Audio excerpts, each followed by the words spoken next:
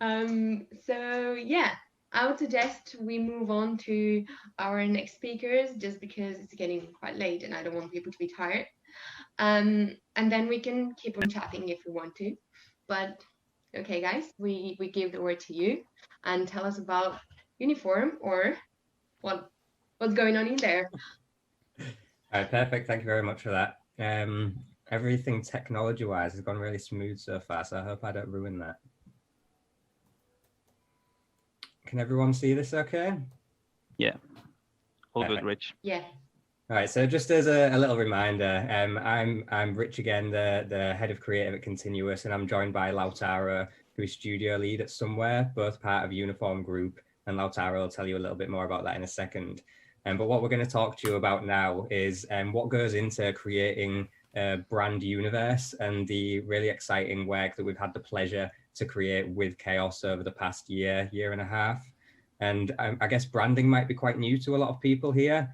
But I think, you know, if you're a freelancer, if you're looking for a new job, or if you're a business yourself or you work with brands, I think it can be really helpful to just have an understanding of what branding is and what it can mean to you as well. And I guess in general, we could talk about this project for hours and hours and hours because it's been a real passion piece for both of us. But yeah, in the name of time, we'll keep it just to the highlights for you. And hopefully there's some interesting things that you can learn about along the way. But first of all, Lautaro is just going to tell you a little bit more about us. Yeah, thanks, Rich. Hopefully you guys can hear me okay. So basically, I think just to bring a bit of clarity about what you were asking before, Joanna, I think from the ArcVis industry, a lot of people would know us as Uniform. And maybe from the kind of the brand world, most people would know Rich and the team as Uniform as well.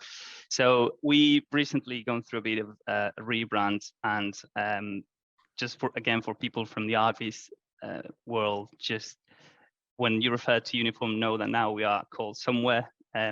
This team, we are a creative agency for property and place. We're still part of the Uniform Group, which is a modern family of creative businesses. And then within those creative businesses is Somewhere, my team, and then also the brand consultancy team, Continous, where Rich works at. So I'm going to tell you a little bit, if you go to the next slide, Rich. Yeah, so for us at Somewhere, this rebrand was just like a very good opportunity to showcase how we've been expanding and extending our offer from our core kind of pure visualization work, which is what we are known for usually. So just doing more immersive experiences, more rich and engaging kind of content, moving content, cinema graphs, and a lot of really cool stuff that I probably won't take too much of your time. But what I would like to point out is if you want to know more about our work or the new rebrand, etc., just head over to our website, which is wearesomewhere.net, and have a look by yourself. And then I guess one thing that is probably really cool to point out here is that although we can function as an individual business somewhere, we can also, and I think this example that we're going to be talking about today is a really, really good example of how we can also combine forces with Continuous, so that the team where Rich works at, and create something truly unique, and get the most out of our expertise as visualizers, and then their expertise from the brand and consultancy world. So, yeah. And then just really quickly, in terms of what Continuous are and what we do, basically we're a brand consultancy. We work across all different kinds of sectors, from fashion to manufacturing to packaging. We design footballs, we build identities, but we're all just about getting our clients further faster through brilliant brand identities, compelling content, and engaging campaigns. And just in terms of what branding is, this is just one of my favorite quotes that kind of summarizes it. Brand, it's not what you say it is as a company or a business, it's what they say it is as the people who interact with you. So, you know, a brand is so much more than a logo or a look or a tagline. It is genuinely this emotional response that people get when they hear your name or when they use your product. And it should inform all the content that you create, all the activity that you undertake, and just really represent what's at the heart of you as a business and what you're trying to do. So I guess with that in mind, like whether you are a global brand or you're an individual, who's trying to build your own brand or trying to look for the next job, I guess it's just really about understanding, like, what is your value to other people? What is your value to the business that you're going to be working with? And in Chaos's case, it was really about getting to that central crux of, like, what is Chaos's value to this community that love them. So that gets us straight into the Chaos rebrand now. I feel like that's enough about us. So like Lautaro said, Chaos Group at the time came along, and this was just the perfect moment for our two skills of brand and visualization to combine. And I feel like this is very controversial to say in this group of people, but at the time I didn't actually know Chaos very well.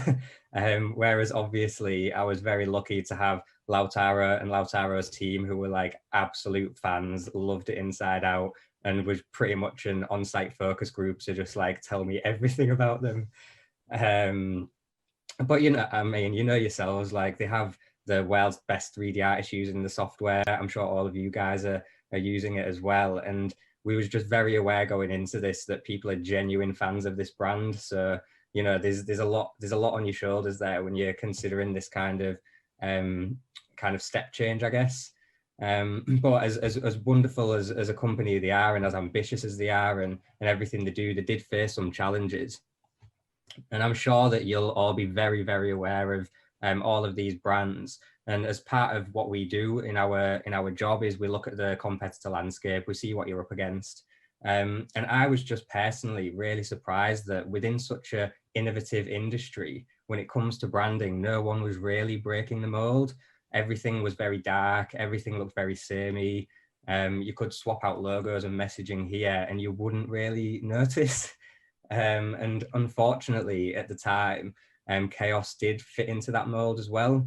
But this just gave us a perfect moment to be able to kind of regroup, understand what Chaos is really about, and help them differentiate in the market and stand out and be seen as something new. And as I'm sure you'll be very aware of, you know, the product portfolio, it was very disconnected at the time. You could see this and just presume they're all from different companies. And Chaos like quite rarely led. It tended to be that V-Ray led all the conversations. But again, in an industry that moves so fast, it's quite risky to put all of your eggs in one basket, I guess. Whereas what we really needed to do was build up what Chaos is and what they stand for as a group, that could apply to any of the products in the future. So our first step was to kind of pull back that focus to Chaos as a brand in itself, and articulate that value that they offer.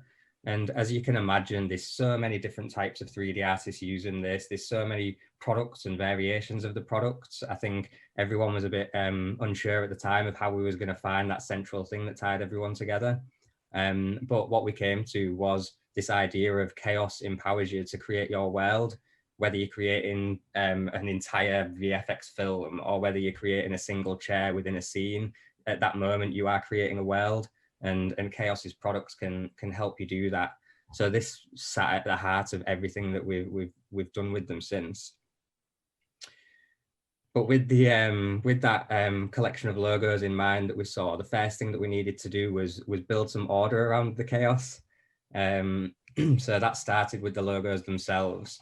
And what we did was create something that felt a lot more interconnected as an ecosystem of products that work with each other, that feel like the part of a family. And we're always leading with Chaos here as well. And then obviously the kind of services and the initiatives all sit underneath that. But you know what we came to here, we obviously know that people love V-Ray, and there's a lot of equity behind that. So we didn't want to move away too far from that. Whereas when it came to other products, it felt like a real opportunity to create a bit more clarity around what that is. So as you can imagine, and I'm sure you all do with all of the images you work on, it's a lot of iteration, a lot of exploration. You're finding reference, you're working out how you can build something that kind of communicates many things within one single icon, I guess. So this is a little snapshot of some of the exploration that went into Chaos Scans. But to give that a bit of context, I think Phoenix is a really good example of this. You know, we're trying to get across the idea of fluids and waves from the neck to the beak, but then also the flames that come out for the feathers in the head, and making a phoenix in itself. So trying to squeeze all of that into a single icon is quite fun, but can obviously be quite challenging at times as well. And what that brought us to was basically an interconnected family of products that people feel like is one and the same, all leading you and empowering you to create your world.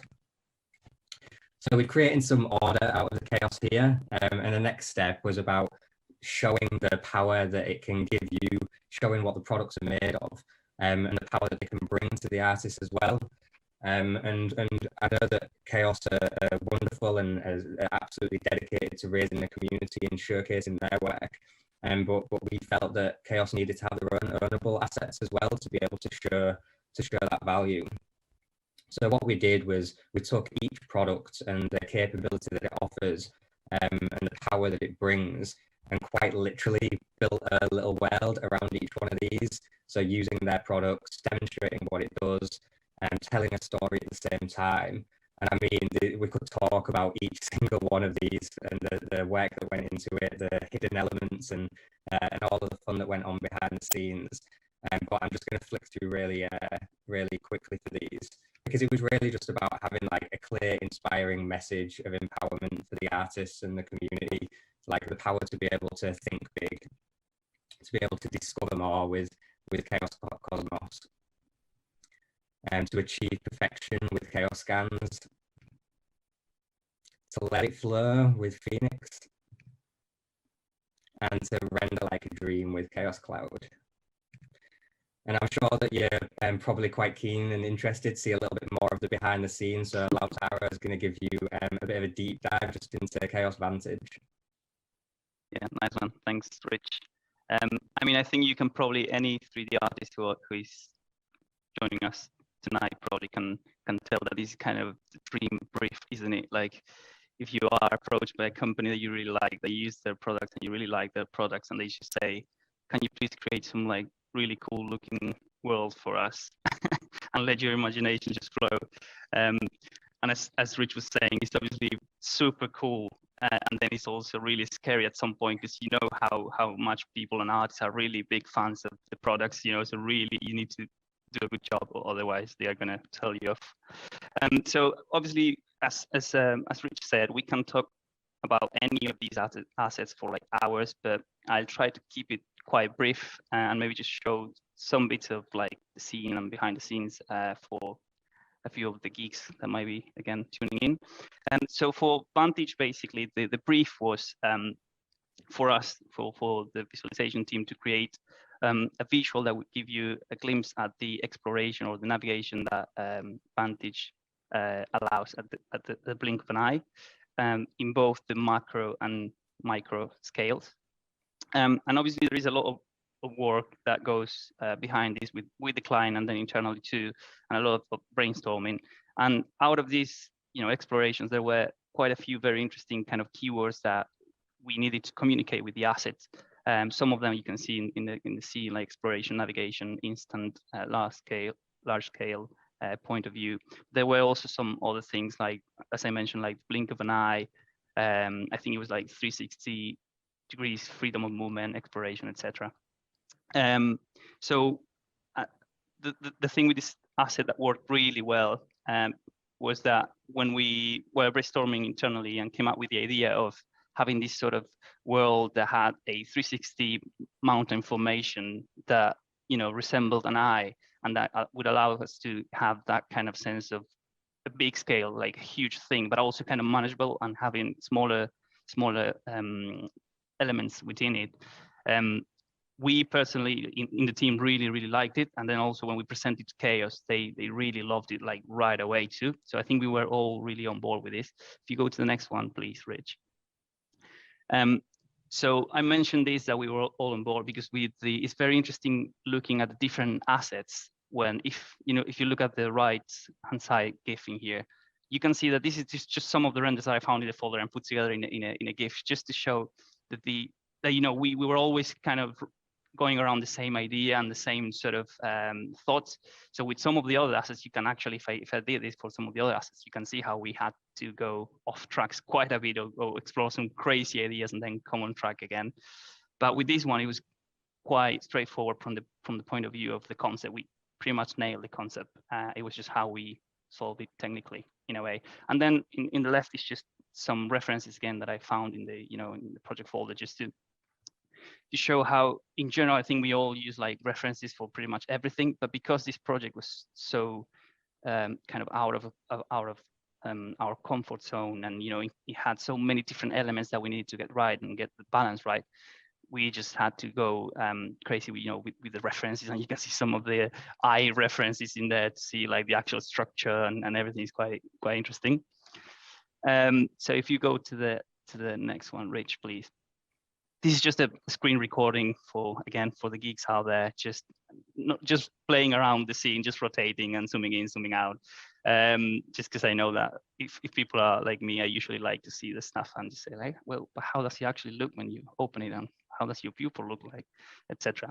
But just to illustrate, and some of the challenges we faced with this one, like the technical challenges again, because some of the other assets had, were more challenging from the idea generation point of view. Some others were more technical, and then some of them are actually both.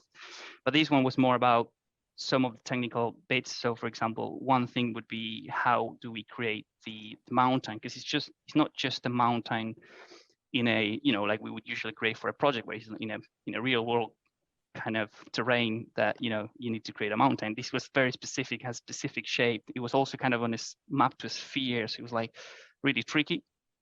So my colleague Ahmed, who was the main artist working on this asset, he explored and used Gaia. I'm hoping I'm pronouncing it correctly, for generating the displacement and the normals and the albedo maps for the terrain. And actually, I think it was again a very quick win, because I think the first time he showed us like the mountain formation was like, oh yeah, that looks really good. And Chaos also, they really liked it. I think at some point we might actually have tried to like do something more on top of it, and I was like, no, actually let's go back, because the previous one just looked already incredible.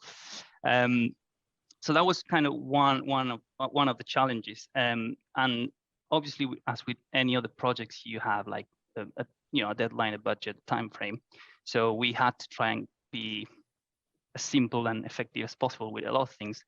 And if you go to the next slide, please, Rich. This is just to show. I found this quite interesting again from my colleague Ahmed, how he came up with a solution for generating the villages, because we tried many different things, like really cool plugins and tools that are super complex and allow you to generate cities, etc. But we were just not able to get it looking right, or it didn't look organic enough, or it didn't look like a small village next to a lake, basically. And I think this just goes to show how sometimes the simplest answer is the best, really. So what he did end up doing is using I believe like an online medieval village shape generator kind of thing, which would give him then like a black and white map. He would then convert that into splines, basically, that or lines that he could bring into Max, extrude that, give it some randomization, and then conform that to the actual terrain. So the thing with this one is that obviously it's not great for all cases, because if you zoom in enough, you'll see that it's just boxes with random colors in the render, right? But it was very good in the sense that it allows us to have control over it. It was very quick, very good. It had that kind of organic look. Like, it actually looks like a city that is growing organically, or like a village, should I say, which is what we were after. And it was just enough for what we needed and for the kind of resolution and the final goal. So that was a really, really nice thing to see too. So that was just to show a bit of the behind the scenes, to be honest, just because I know some people usually like that. I'm happy to answer some more questions at the end if I can. But yeah, and this is how the end result looks like. Obviously, I personally quite like it. I actually be quite interested in knowing, like from people in the chat and also in the meeting here, which one of the assets are your favorites. Quite like to know that, if you have any. But yeah, that's it. Over to you, Rich, again. Well, thanks. I think that my camera might have frozen on a really I think you're frozen, yeah. but I think I'm just gonna have to live with that as now my expression for the rest of the Just stop talk. your video, maybe. Or... But yeah, I mean that whole process blew my mind and blew me away. But the idea of being able to get across this sense of being able to see clearly with this blink of an eye technology in 360-degree views, I just thought it was an absolute perfect way to visualize that. So getting back to the brand, what we wanted to do as well is make these as worlds that can connect to each other as well. So just like the products can, we want to show this interconnected product system and show how that you can use them together. And then just talk about what it, again, empowers you to do, unleash your endless imagination through this seamless integration to ultimately help you create your world. So that goes into all of their brand assets. But like I mentioned earlier, for Chaos, the community is such a huge part of what they do. And they're amazing at supporting artists, showcasing the work. And obviously that's absolutely something that is at the heart and absolutely should stay at the forefront. However, in terms of trying to create an interconnected system of different products of variety and showcase this variety that's on offer, we looked at how we might be able to actually pull together different imagery to showcase the variety, showcase different industries that it can be used in, and just add like another layer to all this amazing work that gets done behind the scene. So whether that's about creating your world or giving across these key messages around being able to make at speed, encouraging people to become masters of their own tools, and showcasing what freedom looks like, to think explosive thoughts, and ultimately to be an agent of chaos as well. So like I said, absolutely still raising the community up, still doing individual pieces, but just felt like such a great way to bring community together as well. So I mean, through that, like you see, it's a bit of a snapshot whirlwind, but we've tried to give them more order around how they speak about themselves, how they showcase the product, also trying to find their distinction, showcase that power, and bring their story to life. So again, if you kind of look at this world that they was operating in, and these people that are in that industry, and then you kind of look at where we've taken them since then, in terms of, you know, creating something that feels very distinct, very different, brings lightness and brightness and creativity to the industry as a whole. We genuinely feel like we've built a brand universe here that we've just begun to explore, all leading back to that same key message of the power to create your world, showing the value that they bring to artists, helping them stand out in that market. And then we've got a few kind of key takeaways for you, but we just wanted to show a little film that we created to launch this. Hopefully the frame rate's not too bad for you.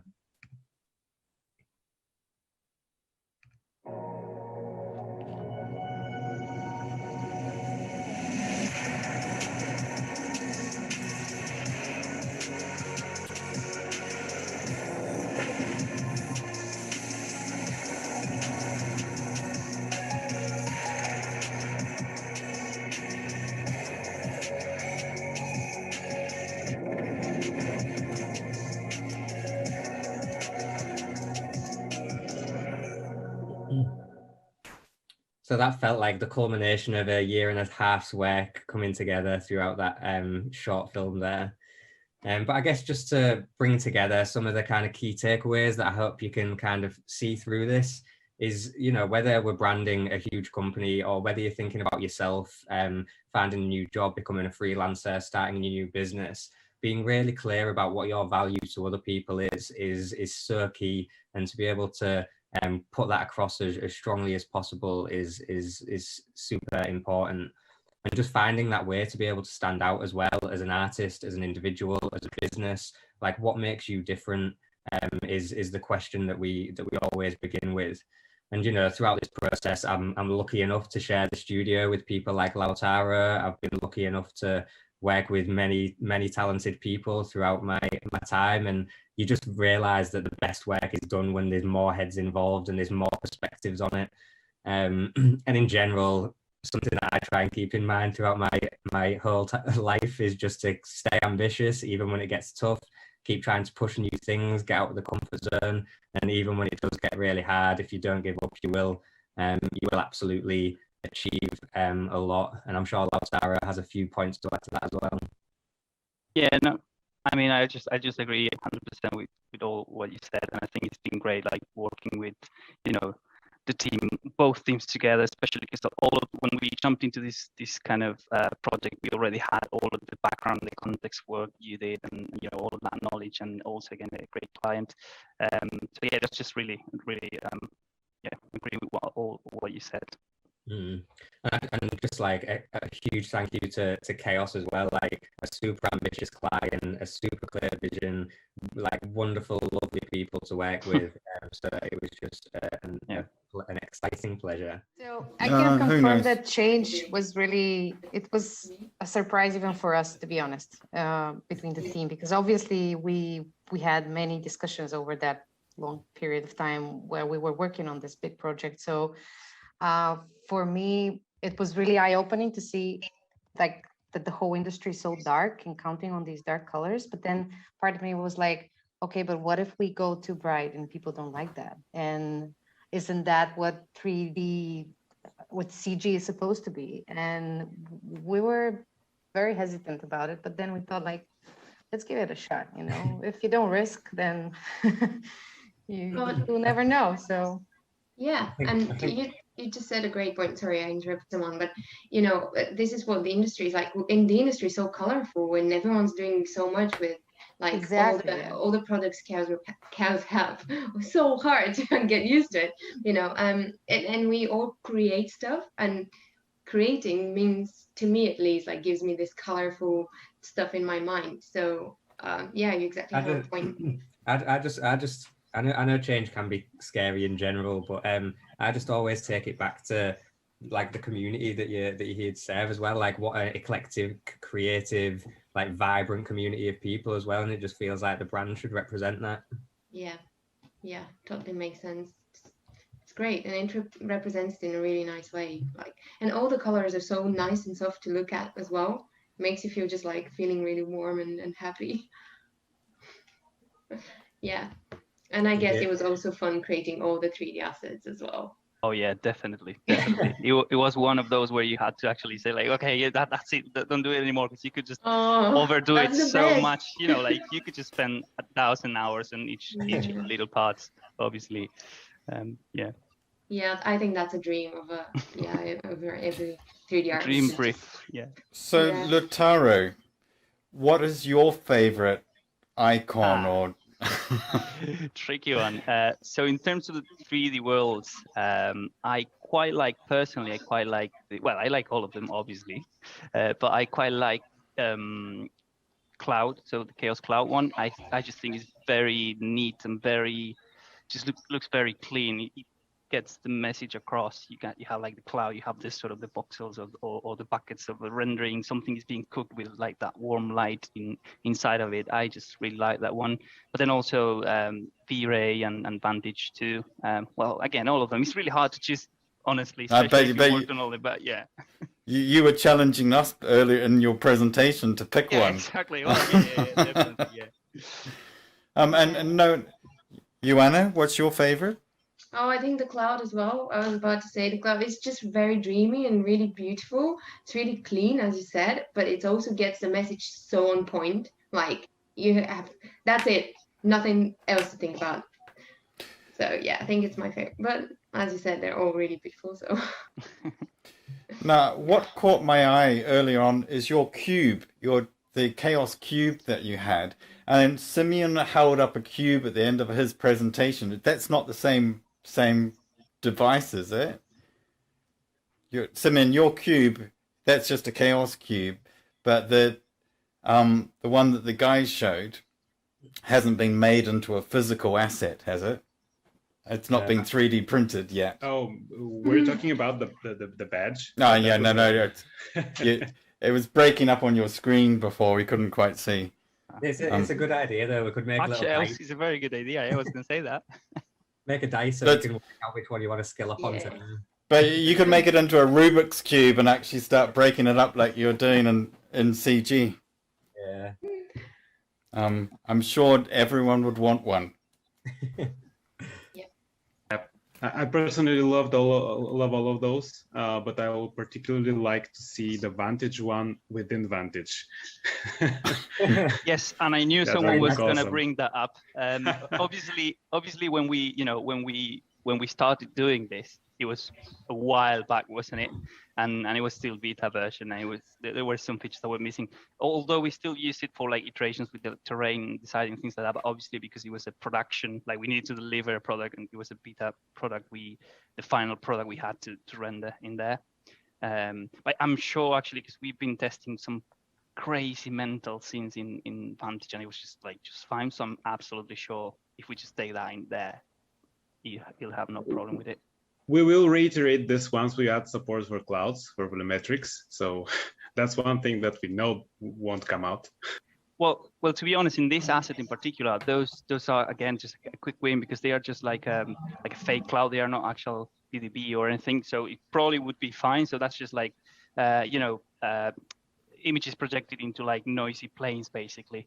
So it's not actual volumetric clouds in a way. So I'm sure that will still be fine in Vantage to bring it over. Yeah. Even better. There you go. We can give it a go even now. So I have a question for Rich. How, if Chaos came up with another product, how do you go about the sort of the whole design process? I mean, they bring on a new product. What's the sort of steps that you go through in sort of thinking about how that fits into the family? Well, I mean, to be honest, when we started this project, every single one of them was a new product to me. I'd not worked with them before, I'd not seen them before. So we were starting from a place of lots of different stuff going on. How would I make sense of this, and how does anyone else make sense of it? So you just have to talk. We just start by talking about what is the difference here, what is this offering that this other product isn't, and then from that you work out what the purpose of it is, like what is it offering to the 3D artists that the other ones aren't, and as long as you're clear about the product and why it's existing, that's all you need, and then we can wrap that into how does it help people create their world. And from there, I'm sure we'd have loads of fun again going through the exploration process of finding the perfect logo, finding the perfect world. So from your point of view, coming at it from if you like, an outsider, what was the most challenging brand to deal with? Because you mentioned at the beginning that V-Ray was so strong and it was more powerful than the Chaos name itself, but then there were the lesser known products. And how did you? What was the most challenging product to actually deal with? I mean, I think probably because they were still kind of in the very early days at the time. So Chaos Cosmos and Chaos Vantage. Chaos Cosmos also actually had a different working name in the development of it. So just kind of trying to get our heads around what this product is and what it's offering was quite a tricky one to look at. But the opportunity there was that we was building something from the point where we knew exactly what Chaos was. We knew exactly that Chaos was about creating worlds. So with Cosmos and Vantage, they felt like they really tied into this, like, I'm not sure if you'll be able to remember, but Cosmos is these little tiny planets that get across the idea of a universe of content. And Vantage it looks almost like a star being born, but also an eye. So they just felt like they tied perfectly into that topic. And like I said, the easiest one was actually Phoenix. I don't know how it usually takes so long to find something as perfect as that, but I think that was the first one we did, and as soon as everyone saw it, was just signed off immediately. Cool. And you mentioned before you worked for around 1.5 years on this. Was that concurrently or simultaneously, everything all together? Did you go through one product at a time, or? Yeah, I mean, we consider everything at once, but in terms of the way we work, we've got a strategy team, so they do a bunch of research around, the sector and the context and you yourselves to try and find that like real heart of the company, and then that goes into the creative team from a design perspective. So we looked at the entire logo suite at once. So obviously you can imagine that was quite a chunk of time to go through that exploration. But we needed to get the foundations just sorted out really. So what are the logos? What is the look and feel? And what are the key messages that we're getting across? And once we got to a really confident part with that, then it went into Lautaro's team. And obviously that becomes a project in itself then. But I mean, this all happened during, I mean, we started the strategy just before lockdown, but then all of the creative work kicked off during lockdown. So, you know, I think like everyone was trying to work out best ways of working. And obviously this involved pretty much the entire studio as well. And there was different moments where it was previously planned to launch, but because of COVID and the context of what was going on, it didn't feel like the right time to launch everything. But that just gave us the time to be like, all right, let's really do this properly. Let's really kind of get all our assets really, really well done. Let's get these 3D worlds as good as they can be. Although like Lautaro says, I'm sure he'd have liked even longer on them. You can always work a little bit longer on them, can't you? Like, it's never finished. Well, it was a brilliant presentation. Yeah. Thank you very much.